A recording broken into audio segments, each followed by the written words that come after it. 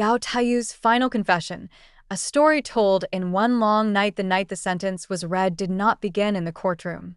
It began years earlier, in a city that glittered like a promise half-kept, where fame drifted through the air like perfume sweet, addictive, and impossible to forget. Gao Taiyu arrived in that city believing talent alone could light the way. He practiced until mirrors grew tired of his face, rehearsed lines until his voice learned to obey.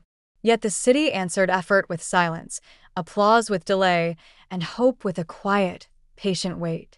He learned early that success did not reward the deserving. It rewarded the visible, the chosen, the bright. That was when Yu Menglong appeared in his life, like dawn breaking without warning. You did not seem to try.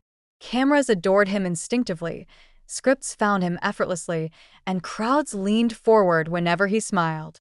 He carried fame the way some men carry air, naturally, unknowingly, without strain. Producers spoke his name with warmth, journalists wrote him like poetry, and audiences believed in him before he spoke a word.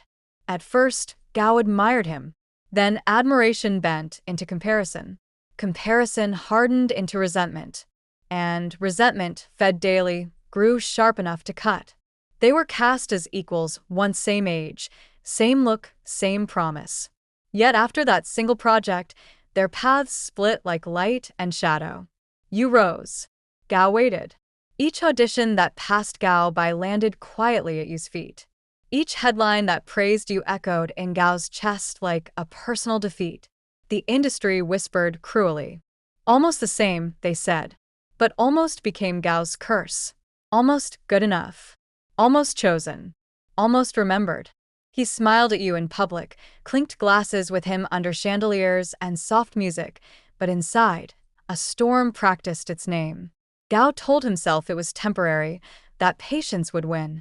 Yet patience is fragile when envy feeds every night. Rumors began to coil through his thoughts, unproven, unspoken, but powerful. That Yu had influence.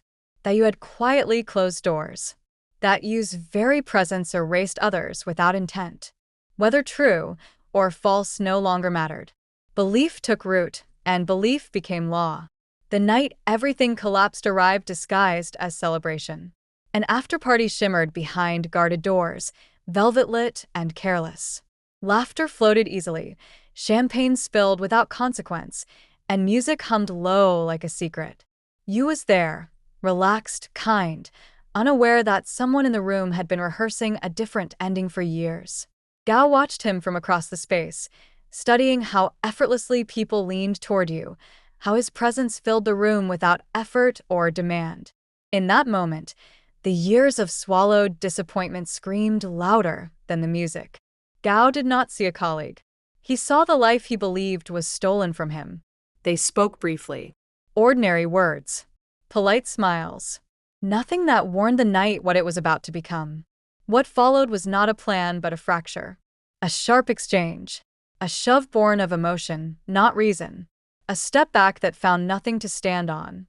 Time faltered. Glass shattered. Music died mid-note. And you fell fast, irreversible, final. Silence rushed in like water. Panic rewrote memory instantly. Gao did not stay to understand what had happened. He fled with the sound of impact still echoing inside him, carrying a truth too heavy to name. By morning, sirens had replaced music, and Yu Menglong was no longer a rising star, he was a headline wrapped in mourning. The world demanded answers. Gao gave denial. The investigation stretched on, thick with speculation and fury. Fans divided, online battles burned, and grief became spectacle. Gao performed innocence with practiced precision, wearing tailored remorse without confession. He told himself survival required silence, that truth would destroy what little remained. But guilt is patient. It waits. Every night in isolation, Gao replayed the moment endlessly, altering it, undoing it, begging it to end differently. Yet memory does not negotiate. It repeats. The trial transformed tragedy into theater. Lawyers argued, witnesses testified, and evidence marched forward with quiet certainty. Gao listened as his own life was recited back to him in fragments, each one heavier than the last. When the verdict came, it landed cleanly.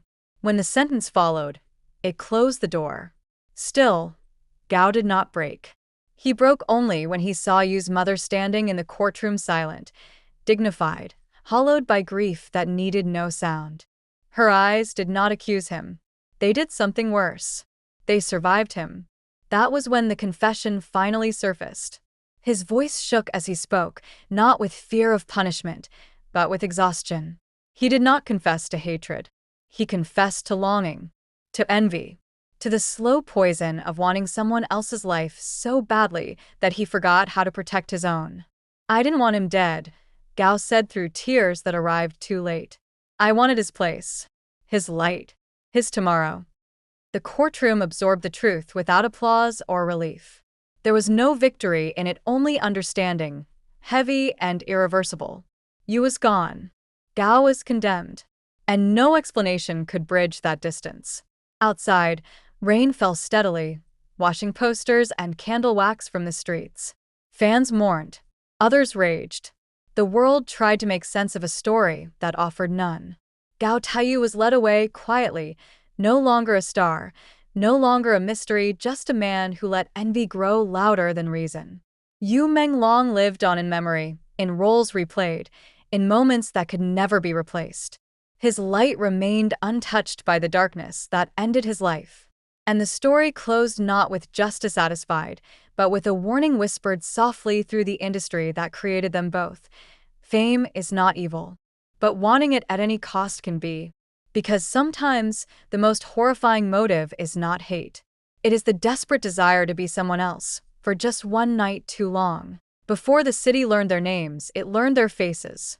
They arrived months apart, drawn by the same promise, stepping into the same casting rooms that smelled of cheap coffee and expensive dreams.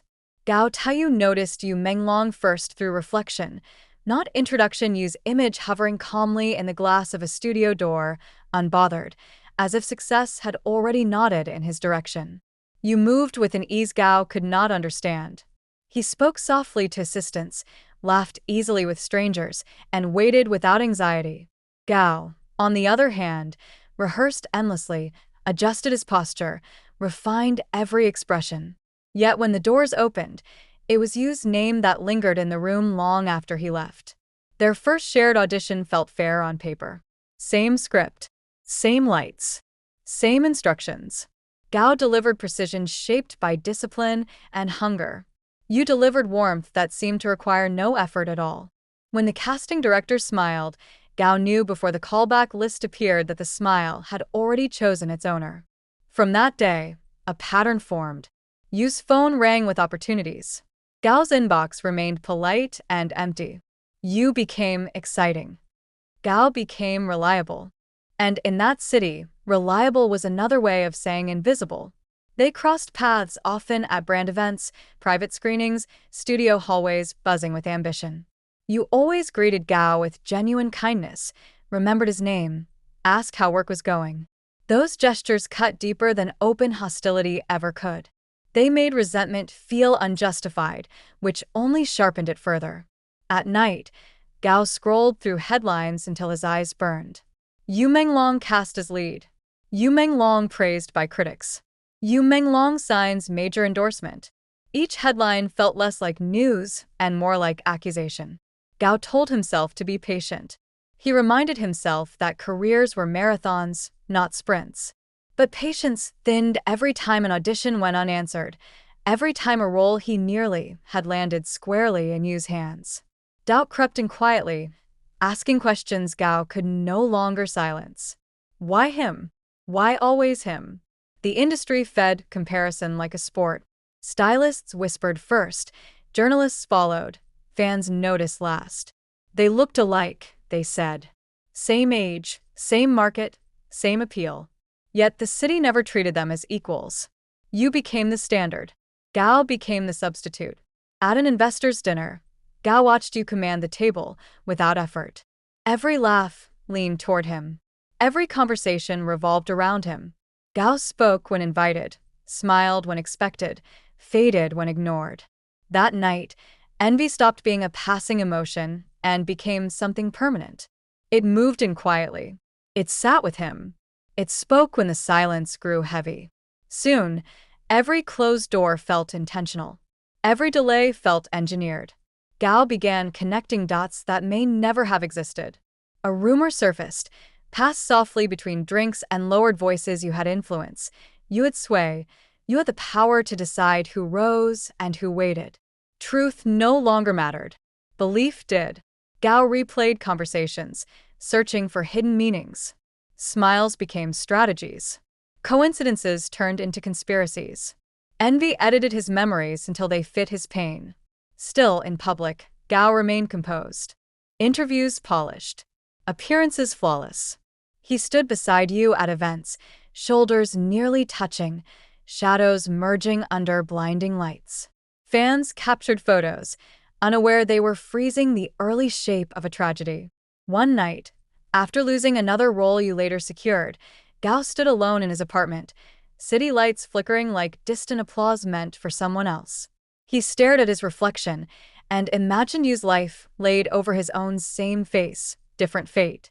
The thought arrived quietly, almost gently. If I were him, this would be mine.